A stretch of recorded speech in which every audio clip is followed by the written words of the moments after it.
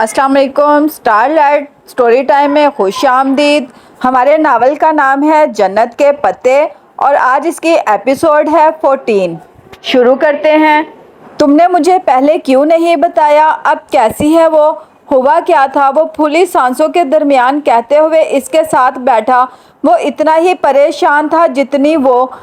Berry एनोज़म फट गया था जिसके नतीजे में अब ऑर्गेनाइज्ड हेमरेज। इसे खुद जो समझ में आया था वो बताने लगी। बताकर वो फिर से दोनों हाथों में सर दिए रोने लगी। वो ठीक हो जाएगी, तुम ऐसे मत रो। तुमने कुछ खाया है? तुम मुझे ठीक नहीं लग रही, मैं कुछ लाता हूँ। फिर वो रुका नहीं, तेज़ी से उठकर चला गया। जब वापस आया तो हाथ में सैंडविच का पैकेट और जूस की बोतल थी। कुछ खा लो। इसने सैंडविच निकालकर इसकी तरफ बढ़ाया। मुझसे नहीं खाया जाएगा। वो नफ़ी में सर हिलाने लगी। इसी पल ऑपरेशन थिएटर के दरवाजे खुले। वो तड़प कर उठी। मैं देखता हूँ, इसे वहीं रुकने का कहकर वो आगे गया और बाहर आने वाले सर्जन से तुर्क में बात करने लगा। वो बेकरारी से खड़ी इन दोनों की बातें करते देख रही थी। ओके ओके, वो सर हिलाकर बात खत्म करके वापस आया। क्या कह रहा था? डॉक्टर कैसी है? डीजे? वो आराम से है, अभी इसे शिफ्ट करेंगे। मगर तुम ठीक नहीं हो, इधर बैठो। इसे वापस बेंच पर बिठाकर इसने सैंडविच इसकी तरफ बढ़ाया। ये खाओ। ओ जिहान, वो ठीक है, मेरी दुआ कबूल हो गई। इसने निढाल से अंदाज में सर दीवार से टिका दिया। कुछ खा लो हया। इसके इसरार पर इसने बामुश्किल आधा सैंडविच खाया और थोड़ा सा जूस पीकर बोतल परे हटा दी। जिहान, मेरी दुआ रद्द नहीं हुई। मैंने इतनी दुआ की थी। ये कैसे हो सकता है कि कोई इतनी दुआ करे और वो पूरी ना हो? वो खोए खोए अंदाज में दूर खलाओं में देखते हुए कह रही थी, हया थोड़ा सा और खा लो वरना तुम्हारी तबीयत बिगड़ जाएगी। नहीं, तुम्हें पता है मैंने कभी इतने दिल से दुआ नहीं मांगी जितनी आज मांगी थी। फिर यह कैसे होता कि पूरी ना होती? इसकी आंखों से फिर से आंसू बहने लगे। वो खामोशी से उसे देखे गया। अब वो मज़ीद कुछ नहीं खाएगी, इसे अंदाज़ा हो चुका था। वो अब सामने दीवार को देखते हुए बहते आंसुओं के दरमियान कह रही थी, तुम्हें पता है इंसान को कोई चीज़ नहीं हरा सकती जब तक कि वो खुद हार ना मान ले। और मैंने आज उम्मीद नहीं हारी थी जिहान, मगर बाज़ दफ़ा किस्मत हरा दिया करती है। वो बहुत धीरे से बोला तो वो चौंकी। जिहान उसे ही देख रहा था। एकदम इसका दिल डूबकर उभरा। जिहान, हया डीजे की डेथ हो गई है। कॉरिडोर का सन्नाटा यकदम से टूटा। पीछे कहीं किसी स्ट्रेचर के पहियों के चलने की आवाज़ें आई थी। वो बिना पलक झपके जिहान को देख रही थी। हाथ में पकड़ी टूटी ऐनक पर इसकी गिरफ्त सख्त हो गई थी। पसीने में भीगी हथेली से ऐनक के शीशे पर धुंध छाती जा रही थी, ठंडी गीली धुंध। मेरी फ्रेंड्स मुझे डीजे कहती है, लेकिन चूंकि आप मेरी फ्रेंड नहीं हैं इसलिए मुझे खतीजा ही कहें। शाम की धुंधली चादर ने पूरे इस्तंबुल को अपनी लपेट में ले रखा था। दोपहर में खूब बारिश हुई थी और आसमान खुलकर बरसा था कि लगता था सारी दुनिया बह जाएगी, सब डूब जाएगा। वो तब से इसी तरह फूफो के लाउंज में सोफे पर पाँव ऊपर करके बैठी, घुटनों पे सर रखे रोए जा रही थी। एवं ही सामान गुम जाए, हमने हैंडी कैरी में इतना बोझ नहीं उठाना। इसकी आंखों के सामने डीजे का आखिरी चेहरा जैसे सबत हो गया था। वो मंजिर यूं हर जगह छाया था कि कुछ नज़र ही नहीं आ रहा था। बेजान चेहरा जैसे सारा खून नुचड़ गया हो। बंद आंखें, स्ट्रेचर पर डाला बेहिस्सो व हरकत वजूद। वो इस मंजर में कैद हो गई थी। एवं बर्फ़ ना पड़े, खुद तो बर्फबारी देख देख कर उकता चुके हैं, हमें तो देखने दें। इसी रात डीजे का भाई पहुंच गया था और 2 दिन तक क्लियरेंस मिल गई थी। आज दोपहर वो इसकी मैयत को लेकर पाकिस्तान रवाना हो गए थे। तब इसे जिहान और फुप्पो अपने साथ ले आए थे। वो इस वक्त से यूं ही बैठी थी, ना खाती थी ना कोई बात करती थी, बस रोए चली जा रही थी। इसका गम बहुत बड़ा था। सामने वाले कमरे में बड़े हैंडसम से लड़के रहते थे। मैंने उन्हें कमरे में जाते देखा है। सारे दिन में अगर इसने कोई बात की भी थी तो ये कि मुझे पाकिस्तान जाना है, मेरी सीट बुक करवा दें, मैंने इधर नहीं रहना। किचन में फुप्पो और जिहान खड़े यही बात कर रहे थे। इनकी दबी दबी आवाज़ें इस तक पहुंच रही थी मगर वो नहीं सुन रही थी। इसकी दिलचस्पी हर शय से ख़त्म हो गई थी। मगर मैं कैसे जा सकता हूँ इसके साथ, और वो अकेली कैसे जा सकती है? इसे कल से बुखार है, हालत देखी है तुमने इसकी। मैं इसे अकेला भेजूं तो अपने भाई भाभी को क्या मुंह दिखाऊंगी? मगर मम्मी, आपको अब्बा का पता है ना, उन्हें इल्म हुआ तो उन्हें ये बताएंगे कि तुम अंकारा तक गए हो। मगर मम्मी, मेरा जाना ज़रूरी तो जिहान सिकंदर, जो मैंने कहा वो तुमने सुन लिया। तुम कल सुबह की फ़्लाइट से हया के साथ जा रहे हो। वो इसी तरह घुटनों में सर दिए रो रही थी। इर्द गिर्द क्या हो रहा है इसे नहीं पता था। इसका दिल ऐसे बुरी तरह टूटा था कि हर शय से दिलचस्पी ख़त्म हो चुकी थी। पार्क टावर्स एशिया का सबसे बड़ा शॉपिंग मॉल, इसने कौन सा जाकर चेक कर लेना है। थोड़ा सा शो मारने में हर्ज ही क्या है। जब हुप्पो ने आकर ये बताया कि जिहान इसके साथ जाएगा, चाहे जितने दिन भी लगें, तो भी इसने कोई जवाब नहीं दिया था। इसे फ़िलहाल जिहान सिकंदर से कोई सरोकार ना था। वैसे तुम्हारी फूफो का कोई हैंडसम बेटा है? तुम्हारी चमक धमक देखकर यह ख्याल आया। हर चीज़ जैसे स्लो मोशन में हो रही थी। आवाज़ें बंद हो गई थी, सिर्फ हरकत दिखाई दे रही थी। वो तारक एयरपोर्ट पे छोटे छोटे कदम उठाती चल रही थी। इसके साथ कोई और भी चल रहा था मगर वो इसे नहीं देख रही थी। रहने दो हया, मुझे अभी वर्ल्ड कप का गम नहीं भूला। जहाज धीरे धीरे मुँह परवाज था। खिड़की के पार मरमरा के समंदर पे बादल तैरते दिखाई दे रहे थे, नरम रुई के गालों की तरह सुरमई बादल। इनमें इतना पानी लदा था जितना इसकी आंखों में था, या शायद इसके आंसू ज्यादा थे। इतने हैंडसम लड़कों की बहन बनने में कम से कम मैं तैयार नहीं हूँ। ये भाईचारा तुम्हें ही मुबारक हो। इसने खुद को एयरपोर्ट पे अब्बा के सीने से लगते बेतहाशा रोते हुए महसूस किया। वो इसका सर थपकते हुए कुछ कह रहे थे, कुछ ऐसा कि बस अब वो इनके पास रहेगी, अब वो इसको वापस नहीं भेजेंगे। चीज़ें वक्ती होती हैं, टूट जाती हैं, बिखर जाती हैं। रवैये दायमी होते हैं, सदियों के लिए अपना असर छोड़ जाते हैं। इंसान को कोई चीज़ नहीं हरा सकती जब तक कि वो खुद हार ना मान ले। और तुमने आज एक टूटे हुए जिंजर ब्रेड हाउस से हार मान ली।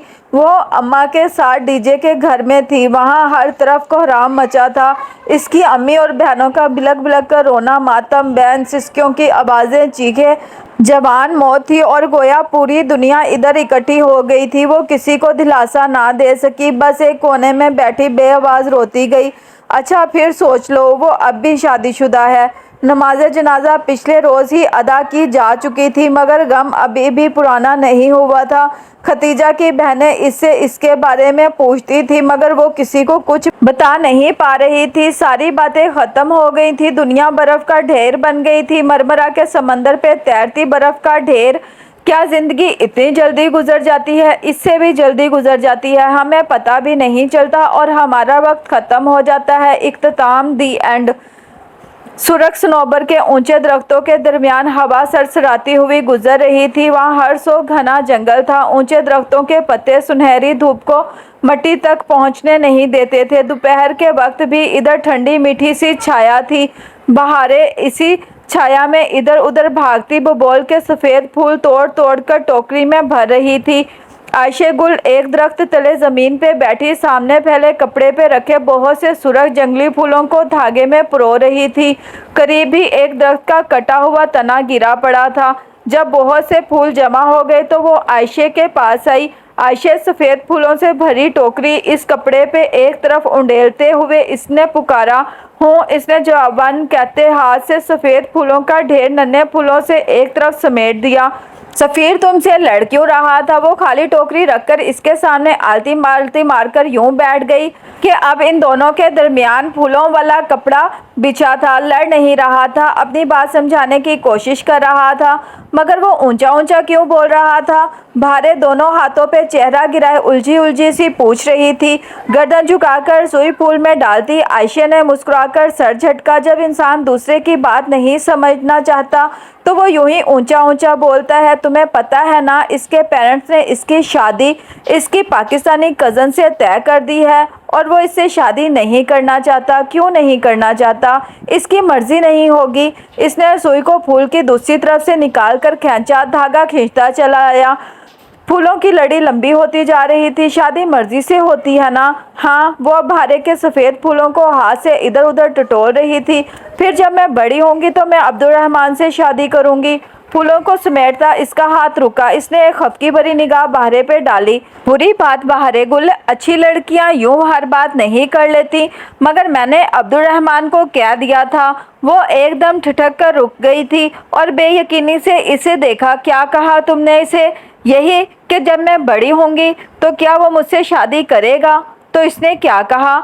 इसने कहा तुम्हें ऐसी बात किसने सिखाई? फिर वो सांस रोके सुन रही थी। मैंने कहा आयशे गुल ने। रवानी से बोलती बहारे यकतल्क अटकी। क्या वो शशद्र रह गई? तुमने इससे झूठ बोला। तुमने वादा किया था कि अब तुम झूठ नहीं बोलोगी। खुदाया वो क्या सोचता होगा मेरे बारे में? इसने तासब से माथे को छुआ। भारे ने लापरवाही से शाने उचकाए, मगर इसे पता चल गया था। इसने कहा आयशे गुल अच्छी लड़की है और मुझे पता है इसने ऐसा कुछ नहीं कहा होगा। इसकी बात पर आयशे के तने हुए एहसाब ढीले पड़ गए। एक बेख्तियार सी मुस्कुराहट इसके चेहरे पर बिखर गई। वो होले से सर झटक कर फूल उठाने लगी। मगर तुमने झूठ नहीं छोड़ा ना? वादा अब नहीं बोलूंगी। हर दफ़ा अल्लाह से वादा करती हो, वो हर दफ़ा तुम्हें एक और मौका दे देता है, मगर तुम फिर वादा तोड़ देती हो। इतनी दफ़ा वादा तोड़ोगी तो वो तुम्हारे वादों का एतबार करना छोड़ देगा। आइंदा मैं सच बोलूँगी, अब की बार मजबूत वाला वादा। चलो ठीक है। वो मुस्कुरा दी। अब तुमने हमेशा सच बोलना है, क्योंकि जब इंसान बहुत ज़्यादा झूठ बोलता है तो एक वक्त ऐसा आता है जब इसे खुद अपने सच का भी एतबार नहीं रहता। समुद्री गोल फड़फड़ाता हुआ इनके ऊपर से गुजरा। आयशे ने गर्दन उठाकर ऊपर देखा। वो परिंदे यकीनन पूरे बेओकदा का चक्कर काटकर अब समंदर की तरफ मोह परवाज थे। आयशे गुल चंद लम्हे इन परिंदों के पंख की मानिंद उड़कर बादलों में गुम हो गए तो भारे ने पुकारा, बोलो। वो गर्दन झुकाए अपनी लड़ी में अब सुर्ख फूलों के आगे सफ़ेद फूल परो रही थी। तुम हमेशा सच बोलती हो ना? एक बात बताओगी? भारे ज़रा डरते डरते कह रही थी। पूछो। अब्दुल्ला की बहन किसी को कह रही थी बेओकदा की पुलिस बहुत बुरी है, वो अब्दुर्रहमान पाशा को कुछ नहीं कहती और ये वो जजीरे का सबसे बुरा आदमी है। वो रुक रुक कर तज़बज़ब से पूछ रही थी। आयशे सांस रोके उसे देख रही थी। भारे खामोश हुई तो इसने ज़रा खफगी से सर झटका। नहीं, वो बहुत अच्छा आदमी है। अब्दुल्ला की बहन को क्या पता? और तुमने किसी से जाकर अब्दुर्रहमान के बारे में कोई बात नहीं करनी। तुम्हें अपना वादा याद है ना? भारे ने गर्दन असबात में हिला दी। मुझे याद है। आयशे धागा दांत से तोड़कर लड़ी के दोनों सिरों के आपस में गिरा लगाने लगी। इसके चेहरे पे वाजिया उदासी भरी थी। वो दोपहर में खतीजा के घर से वापस आई थी। कुछ देर कमरे में लेटी रही। सर दर्द से फटा जा रहा था, बुखार भी हो रहा था और नींद थी कि आ ही नहीं रही थी। बंद कमरे में घुटन होने लगी तो वो घबराकर उठी और खिड़कियों के पर्दे दोनों हाथों से हटाए। सामने लॉन में कुर्सियों पे अब्बा और अम्मा के साथ ताया फुरकान और साइमा ताई चाय पीते नजर आ रहे थे। मेज़ पे स्नैक और दीगर लवाजमात रखे थे और वो लोग बातों में मगन थे। साइमा ताई बहुत सलीके से सर पे दुपट्टा जमाए फातिमा की तरफ चेहरा किए कुछ कह रही थी। फातिमा ताया फुरकान के सामने सर पे दुपट्टा ले लेती थी, जो पीछे कैचर तक ढलक जाता था। इनकी आंखें हया जैसी थी और लोग कहते थे कि 20 साल बाद हया ऐसी ही होगी। और अब वो सोचती थी कि पता नहीं 20 साल बाद वो होगी भी या नहीं। वो शावर लेकर सादा ट्राउज़र पे टखनों को छूती सफ़ेद कमीज़ पहने हमरंग दुपट्टा सर पर लपेटे बाहर आई। पहले असर की नमाज पढ़ी कि नमाजें इन 3 दिनों में वो करीबन सारी पढ़ रही थी। खतीजा के लिए बहुत ढेर सारी दुआएं करके वो उठी और फिर दुपट्टा शानों पर फैलाए बालों को खुला छोड़े किचन की तरफ आ गई। फातिमा फ्रिज से कुछ निकाल रही थी। इसे आता देखा तो फ्रिज का दरवाज़ा बंद करके मुस्कुराती हुई इसकी तरफ आई। शाने तक आते बालों को कैचर में बांधे वो आम हुलिये में भी बहुत जाज़ब नज़र लगती थी। मेरा बेटा उठ गया। उन्होंने इसे गले से लगाया, फिर माथा चूमा। जी वो मुस्कुराना चाहती थी मगर आंखें भीग गई। बस सब्र करो, अल्लाह की चीज़ थी, अल्लाह ने ले ली। सब्र इतना आसान होता तो कोई दूसरे को करने को ना कहता। अम्मा, हर शख्स खुद ही कर लेता, मगर मैं कोशिश करूँगी। गुड, अच्छा बाहर आ जाओ। ताया ताई मिलने आए हैं मुझसे? हाँ, और जिहान से भी। ओह हाँ, किधर है वो? इसे याद आया कि वो भी साथ आया था, बस खाना खाकर सो गया था, जाहिर है थका हुआ था। अभी मैंने देखा तो उठ चुका था, कह रहा था बस आ रहा हूँ। वैसे सबीन का बेटा ज़रा, वो कहते हुए झिझकी, ज़रा प्राउड सा है नहीं? नहीं, वो शुरू में यूं ही रिजर्व सा रहता है और बाद में। हया ने गहरी सांस ली। बाद में भी ऐसा ही रहता है, इस शुरू और बाद के दरमियान कभी कभी नॉर्मल हो जाता है। वो बाहर आई तो इसे देखकर ताया फुरकान मुस्कुराए। वो झुककर इन दोनों से मिली। इतने अरसे बाद मिला हूँ अपनी बेटी से, और वो भी ऐसे मौका पर। तुम्हारी दोस्त का सुनकर बहुत अफसोस हुआ, अल्लाह इसकी मगफिरत करे। आमीन। वो सर के असबात के साथ ताज़ियत वसूल करती कुर्सी खींचकर बैठी। हुआ क्या था इसे? साइमा ताई ने तासुब से पूछा। Brain haemorrhage. चंद लम्हे के लिए मलाल ज़दा खामोशी छा गई, जैसे बरामदे का दरवाज़ा खुलने की आवाज़ ने चीरा। वहाँ से फातिमा बाहर आई थी और इनके अकब में जिहान भी था। इसने स्याह ट्राउज़र जिसके दोनों पहलुओं पे लंबी सफ़ेद धारी थी, इसके ऊपर आधे बाजुओं वाली सुरमई टी शर्ट पहन रखी थी। आंखें खुमार आलूद थी, जैसे अभी सोकर उठा हो। चेहरा और सामने के बाल गीले थे। वो शायद पानी के छींटे मारकर तौलिए से मुंह खुशक किए बगैर ही बाहर आ गया था। इसे आते देखकर सब इसकी तरफ मुतवज्जा हो गए। वो लॉन के दहाने पर पहुंचा तो लम्हे भर के लिए ज़रा मुतज़ब सा घास को देखा, फिर एक निगाह सामने बैठे अफराद के कदमों पर डाली जो जूतों में मुकीद थे। फिर ज़रा झुककर घास पे चलता हुआ इन तक आन पहुंचा। हया जानती थी कि वो क्यों झिझका है। तुर्की में घास पे चलना सख्त मायूब समझा जाता है, और मौका मिलने पे वो और डीजे अपनी तस्कीन के लिए घास पे ज़रूर जूतों से चलकर देखती थी। शुक्र है तुम्हारी शक्ल तो देखी हमने। इससे मिलकर रस्मी अंदाज में हाल अहवाल पूछकर ताया फुरकान ने घनी मूंछों तले मुस्कुराते हुए कहा, थैंक्स। वो रस्मन कभी नहीं मुस्कुराया और इसी सर्द अंदाज में कहता हया के मुकाबिल कुर्सी खींचकर बैठा। वो यहाँ आने पर कतई राज़ी नहीं था। वो जानती थी सबीन ने गोया कसम खा रखी थी कि हमें अपने बेटे की शक्ल नहीं देखने देगी। इसे कैसे ख्याल आया तुम्हें भेजने का? इसके लिए दिए अंदाज का असर था कि ताया फुरकान के मुस्कुराते लहजे के पीछे ज़रा सी चुभन दर आई। मम्मी को अपनी भतीजी को अकेले भेजना ऑकवर्ड लग रहा था, सो मुझे आना पड़ा। बगैर किसी लगी लिपटी इसने कह डाली। मंगेतर मनकुहा के अल्फाज तो दूर की बात, इसने तो मेरी कज़न तक नहीं कहा था। गोया रिश्तों की हदूद बाजिया की। सुलेमान साहब के माथे पे ज़रा सी शिकन उभर आई और साइमा ताई के लबों को एक मैनी खेज मुस्कुराहट ने छू लिया। हया बिल्कुल लाताल्लुक से लॉन की क्यारियों में उगे फूलों को देखने लगी।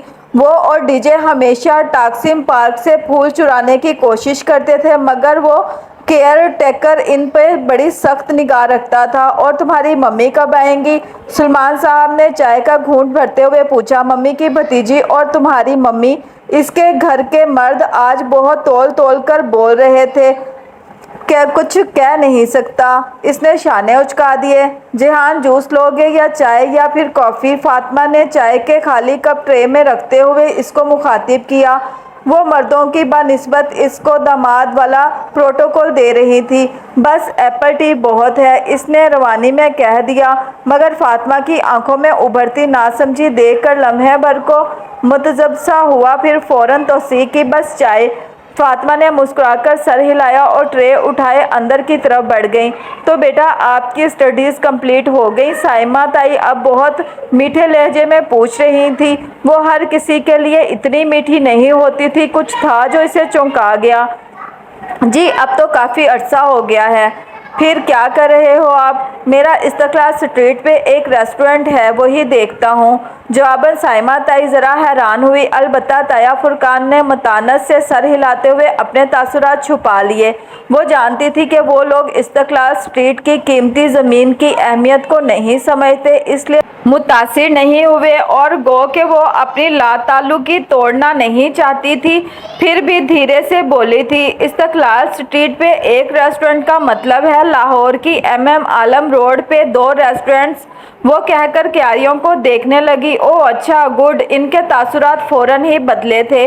वालिद साहब की तबीयत कैसी है अब? जी ठीक है, वो मुख्तसर जवाब दे रहा था।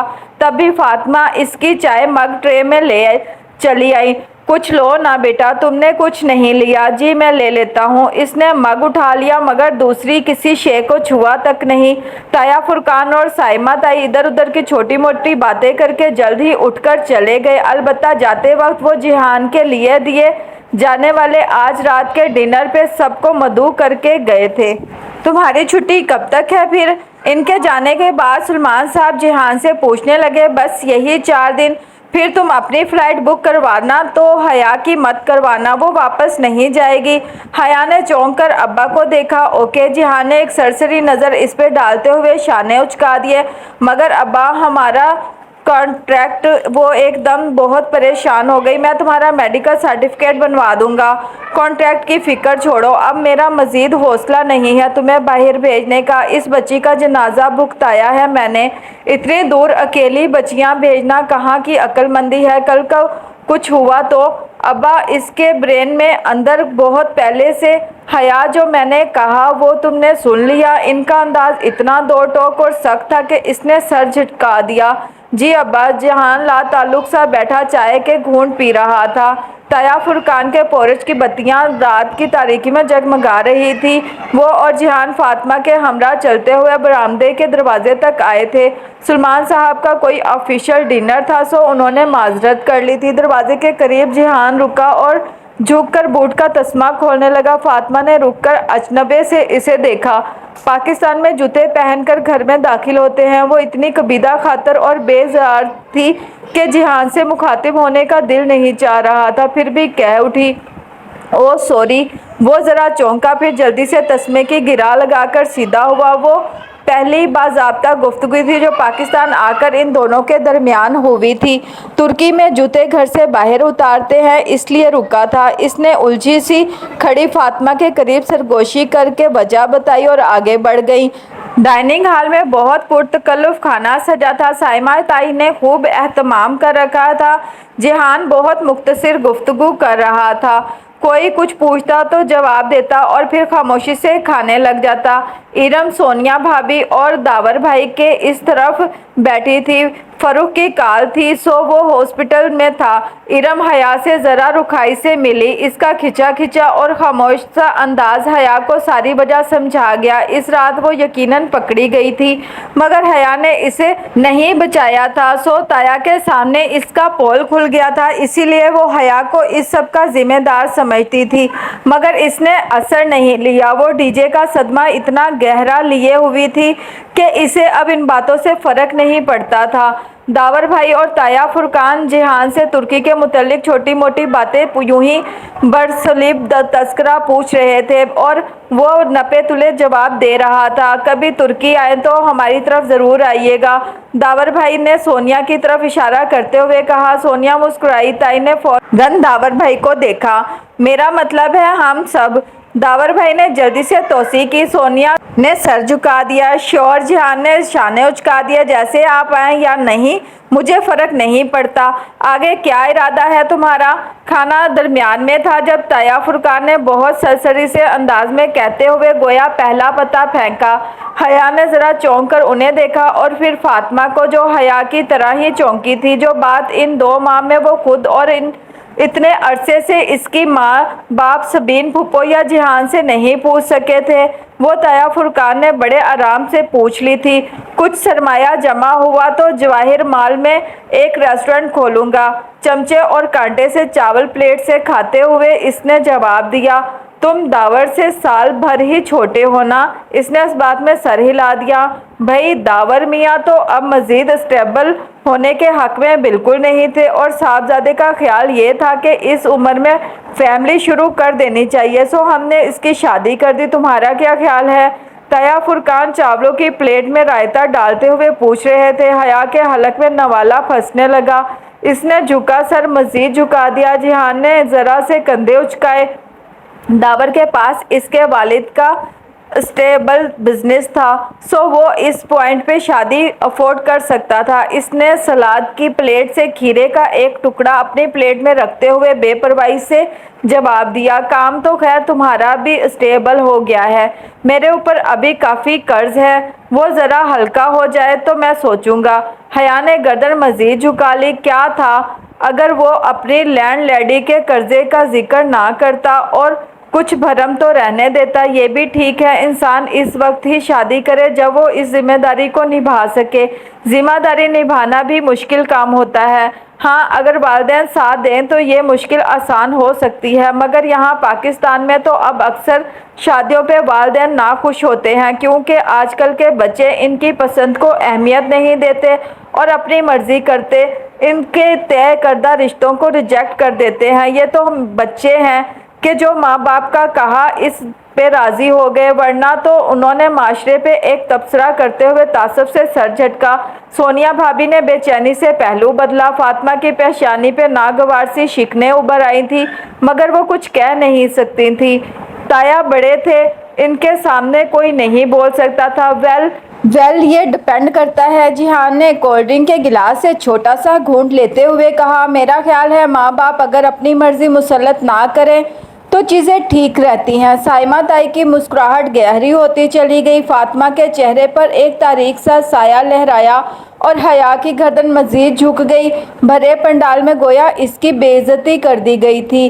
یہ بھی ٹھیک ہے، تایا فرقان نے سر ہلا کر تائید کی۔ تمہاری واپسی کب ہے؟ جواب مل گیا تھا۔ سو بات بدل دی، سوموار کی صبح کی فلائٹ ہے۔ حیا تو نہیں جا رہی نا؟ ویسے میرا بھائی میری طرح بزدل نہیں ہے، بلکہ کافی بہادر ہے۔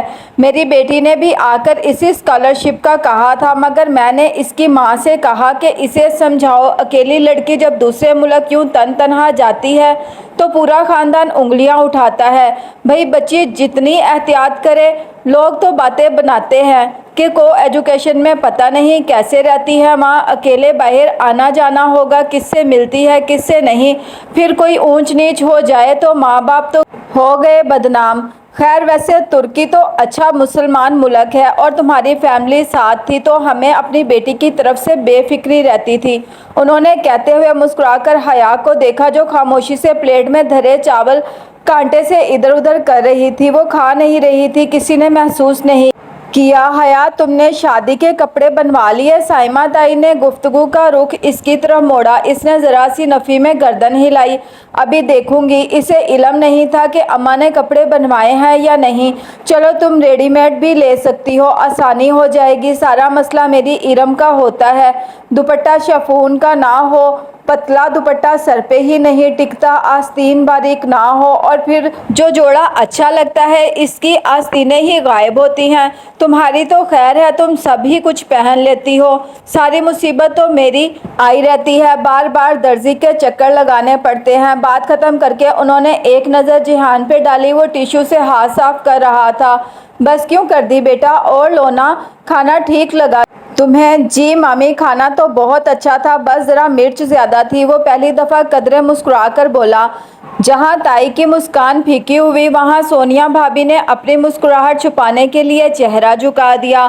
رات دیر تک جاگنے کے باعث وہ صبح دن چڑھے تک سوتی رہی اور آنکھ کھلی بھی تو موبائل کی آواز سے۔ اس نے موندی موندی سی آنکھیں کھولی اور سائڈ ٹیبل پہ رکھا اپنا پاکستانی موبائل اٹھا کر دیکھا۔ وہاں پرائیویٹ نمبر کالنگ جلتا بجھتا دکھائی دے رہا تھا۔ اف، یہ پھر پیچھے پڑ گیا اور اسے پتا تھا کہ جب تک اٹھائے گی نہیں وہ کال کرتا رہے گا۔ ہیلو، اس نے کوہنیوں کے بل اٹھتے ہوئے فون کان سے لگایا۔ ویلکم بیک، کیسی ہیں آپ؟ وہی دھیما خوبصورت گھمبڑ لہجہ۔ اس کی پیشانی پہ بل پڑ گئے۔ کیوں فون کیا ہے آپ نے؟ آپ کی دوست کا سنا تھا، بہت افسوس ہوا، آئندہ آپ کو کبھی افسوس یا خوشی ہو مجھے فون مت کیجیے گا۔ آپ اتنی بدگمان کیوں رہتی ہیں؟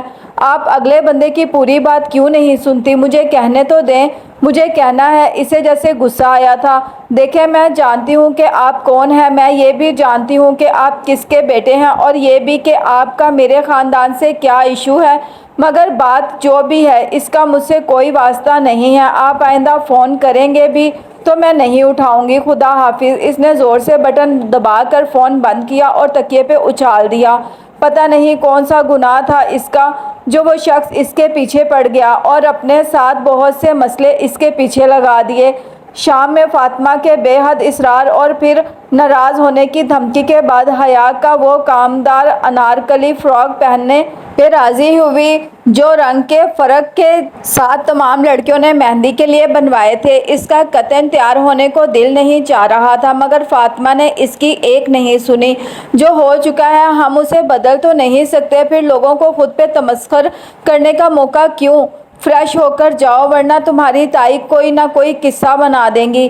لمبا انارکلی فراک گہرے سبز رنگ کا تھا اور اس پہ دبکے کا سلور کام تھا۔ ساتھ میں سونیا بھابی نے اس کو اپنا سبز اور سلور پراندہ باندھ دیا کہ سب لڑکیاں پراندہ پہن رہی تھیں۔ سلور ٹیکا بھی سونیا نے ہی اس کی پیشانی پہ سجایا مگر کسی بھی قسم کے سنگھار کے لیے وہ قطعاً راضی نہ تھی۔ اچھا کاجل تو ڈال لو۔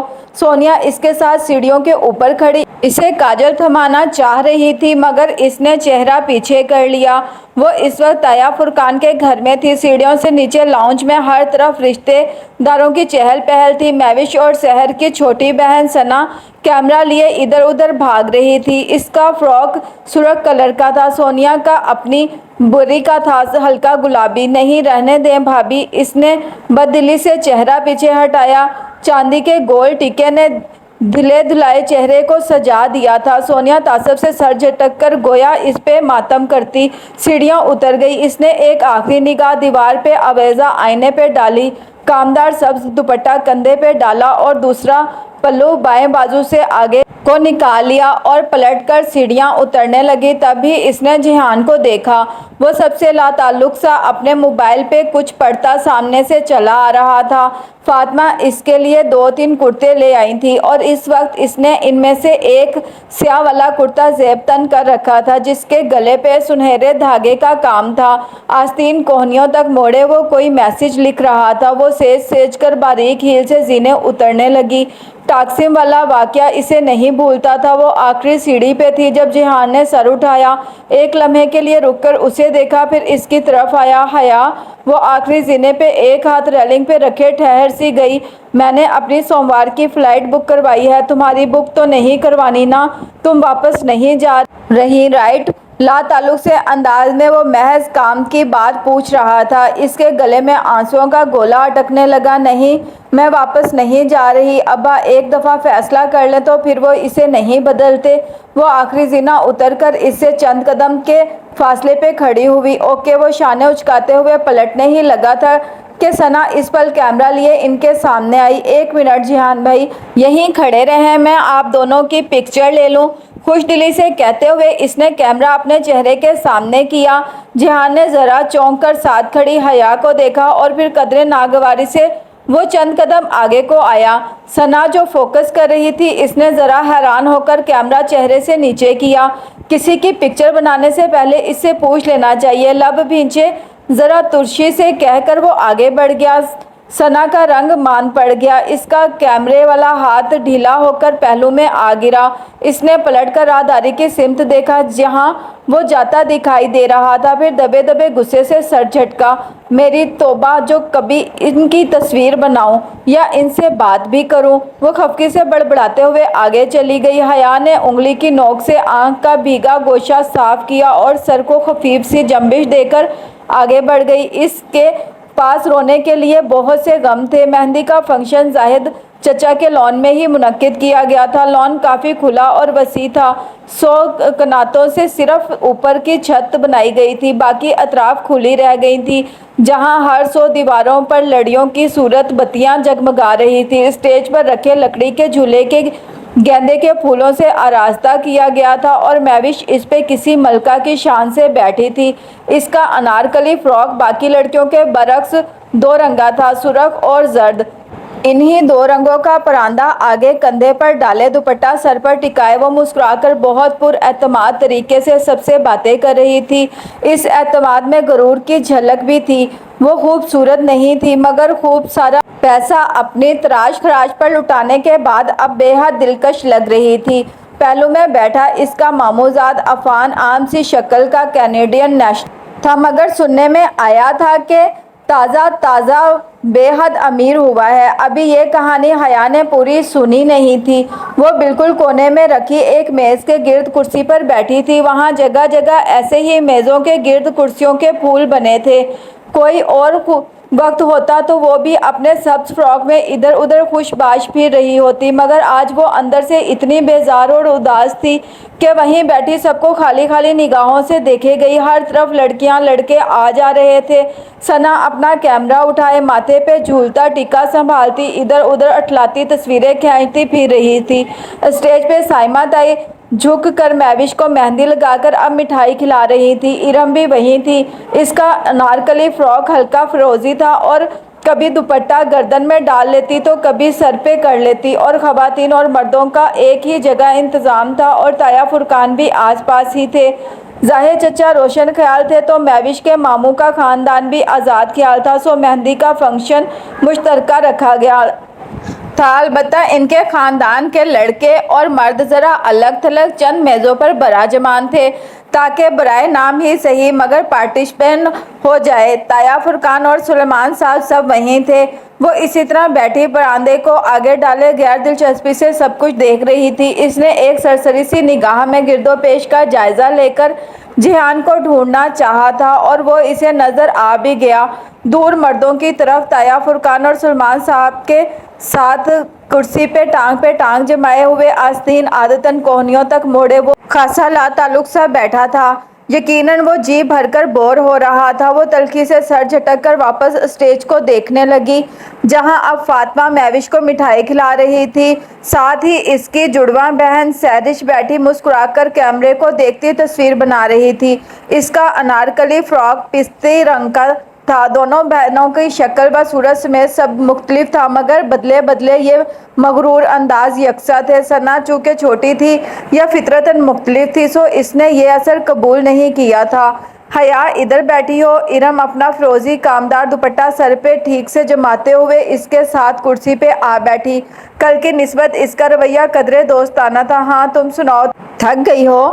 وہ بھی جواباً نرمی سے بولی، ہاں بس تھوڑی بہت۔ اچھا، وہ لہجہ ذرا سرسری بنا کر وہ بولی، فون فارغ ہوگا تمہارا؟ مجھے ذرا فضا کو کال کرنی تھی، کچھ نوٹس کا کہنا تھا۔ میرا فون خراب ہے آج کل۔ حیا نے گہری سانس اندر کھینچ کر خارج کی تو ارم سے اس کا فون بھی لے لیا گیا تھا۔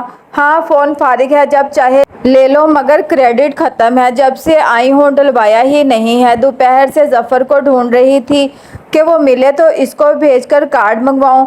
اس نے تایا فرقان کے کل وقتی کک کا نام لیا، گو کہ یہ سچ نہیں تھا اور کریڈٹ اس نے صبح ہی ڈلوایا تھا مگر وہ ارم کو فون نہیں دینا چاہتی تھی۔